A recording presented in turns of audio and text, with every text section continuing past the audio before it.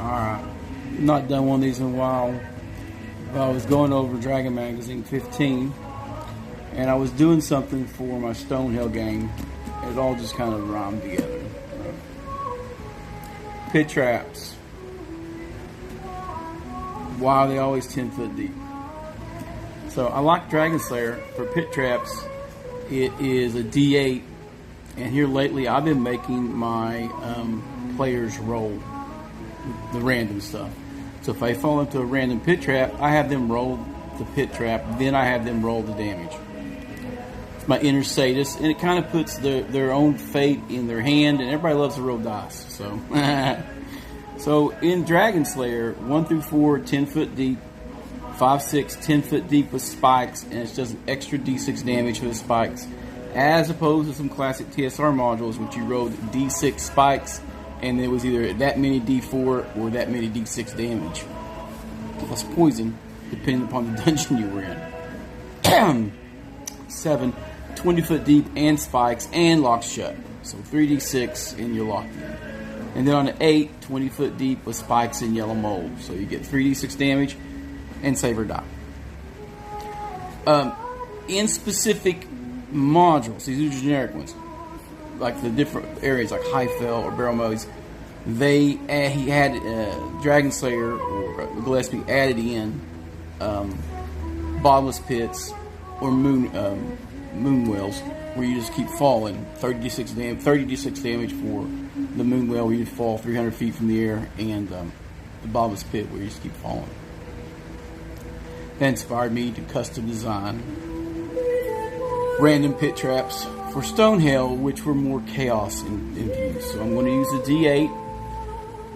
For a regular pit, I'll roll for the depth separate, a D6. Because I would differentiate it into empty pit and occupied pit and special. I got some ideas. And then I'm going to put a special on there. And then I'm going to make extra cards just for special trips. And that will be, perfect example, is a 20 foot deep pit, but at the 10 foot mark, it's pitch black. It's permanent darkness, permanent silence, and there is a trapped gelatinous cube. So you fall into the gelatinous cube, taking no falling damage, but taking automatic damage from the gelatinous cube and the save versus paralysis, and they're enveloped. Having angled spikes around the eye that keep the creature from going back up. Everybody calls when I'm making a video. It never fails. So, yeah. And always the ghoul cave. I've made several there. It's a 20 foot drop pit, 10 foot to the bottom of the floor, and it's a small cave. And it's packed with like D6 or 2D4 ghouls. When I do special trips like the pit traps like that, I would always put in extra treasure.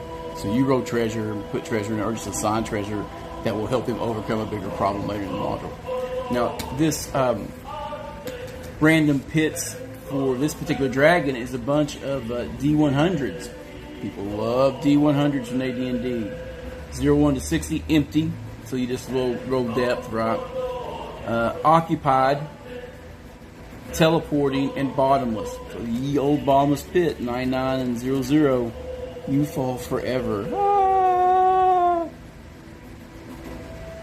Technically, your character didn't die yet. It just keeps on falling. The teleporting pits, I'm not a huge fan of. I think teleports should be intentional or in a maze-like dungeon to confuse. Not really a pit trap. Although I did have a pit trap like that in Barrel Maze. Teleport the guy away.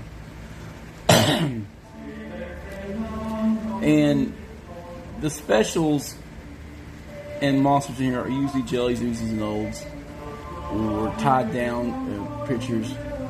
And then it has a random chart for citizens, people who are just locked in a pit as like an amulet. Not a huge fan of that. We will go over more of that tomorrow on the live stream, talking about this module. But the Mega Dungeons by Gillespie have inspired me to make customized pit traps for Stonehell. And I'm going to do 3 sets, well maybe probably just 2. First 5 levels is more of your regular mega dungeon, so more like the regular Dragonslayer. The bottom levels, however, I am going to lean heavy into the chaos factor. So instead of a bottomless pit, your character falls through, it does hit the bottom of the pit. It all falls away into a cosmic branch, and then tentacles erupt, wrapping around said person and dragging them into the void. And with a loud audible pop, you see the bottom of the pit, and your hireling, henchman, friend, ally, minion is no more. Just the existential dread as slime drips down the side of the pit, and you hear a burp. Whatever. But customize stuff to your. If you want your stuff to be less lethal but funny, then make yourself a chart that is less lethal but funny. If you want to go full hardcore, increase the numbers of finding those bottomless pits, which now it may not even be bottomless. Maybe they just go on for several hundred feet. You could survive. Roll me 30d6. You fell down a 300-foot shaft. What? 300-foot shaft. Roll me 30d6. You could roll 30 and live. You could. It's doubtful. And then how easy do you make your pit traps to detect? For a long time, I was allowing people to... It's not very professional. Anyone holding the pole or spear tapping ahead would get their hear noise check to determine the pit trap. So if you had a demi-human or a thief, the higher factor, they detected it easier because they had keener ears. Only giving your players a 1 in 6 chance to detect the trap is they really don't like that. So a 2 in 6, or do you always have the pit trap go off? I remember in Ladenford, it was a 2 in 6. The end trap actually even went off. So they would go over top of pit trap several times, and then it would just trigger on the guy in the back of the group. I really liked that.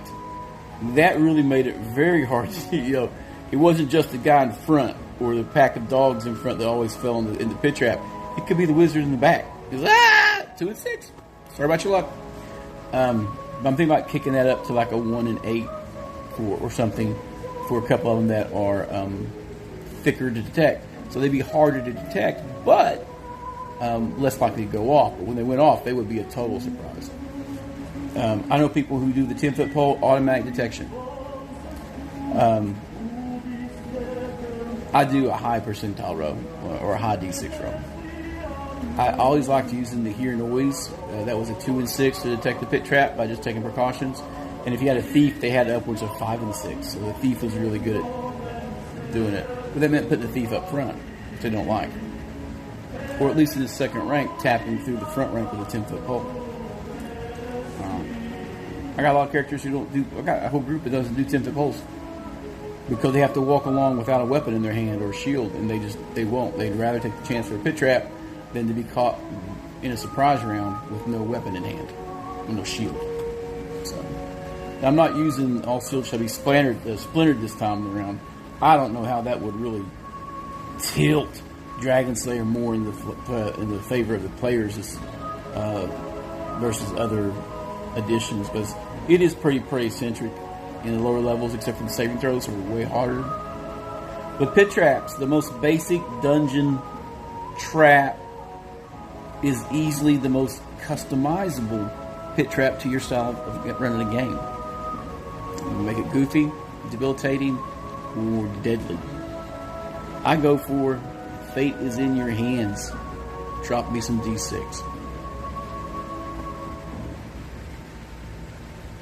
Game well, game often. Y'all take care.